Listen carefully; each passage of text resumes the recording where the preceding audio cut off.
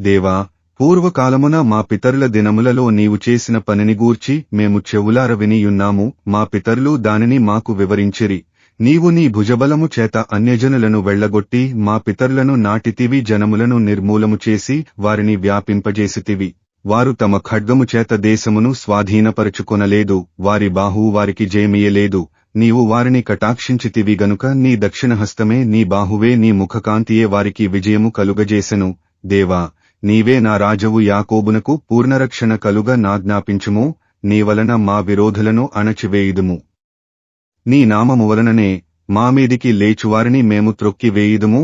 నేను నా వింటిని నమ్ముకొనను, నా కత్తియు నన్ను రక్షింపజాలదు. మా శత్రువుల చేతిలో నుండి మమ్మును రక్షించువాడవు నీవే, మమ్మును ద్వేషించువారిని సిగ్గుపరచువాడవు నీవే. దినమెల్లా మేము దేవునియందు అతిశయపడుచున్నాము, నీ నామమును బట్టి మేము నిత్యము కృతజ్ఞతాస్తుతులు చెల్లించుచున్నాము.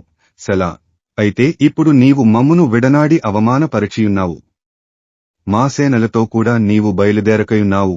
శత్రువుల ఎదుట నిలువకుండా మమ్మును వెనుకకు పారిపోజేయుచున్నావు. మమ్మును ద్వేషించువారు ఇష్టము వచ్చినట్లు మమ్మును దోచుకునుచున్నారు. భోజన పదార్థముగా ఒకడు గొడ్డెలను అప్పగించునట్లు నీవు మమ్మును అప్పగించియున్నావు. అన్యజనులలోనికి మమ్మును చెదరగొట్టియున్నావు.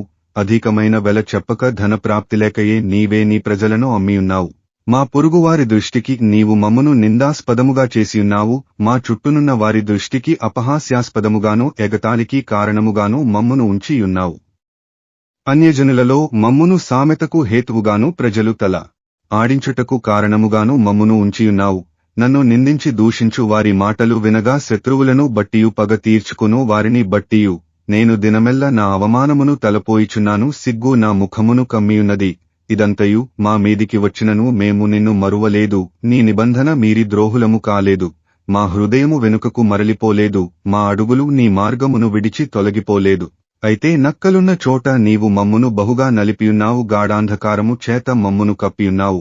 మా దేవుని నామమును మేము మరచియున్న ఎడల అన్యదేవతల తట్టు మా చేతులు చాపియున్న ఎడల హృదయ రహస్యములు ఎరిగిన దేవుడు ఆ సంగతిని పరిశోధింపక మానునా? నిన్ను బట్టి దినమెల్ల మేము వధింపబడుచున్నాము. వధకు సిద్ధమైన గొడ్డెలమని మేము ఎంచబడుచున్నాము. ప్రభువా, మేల్కొనుము, నీవేళ నిద్రించుచున్నావు? లెమ్ము, నిత్యము మమ్మును విడనాడకుము. నీ ముఖమును నీవేళ మరుగుపరచియున్నావు?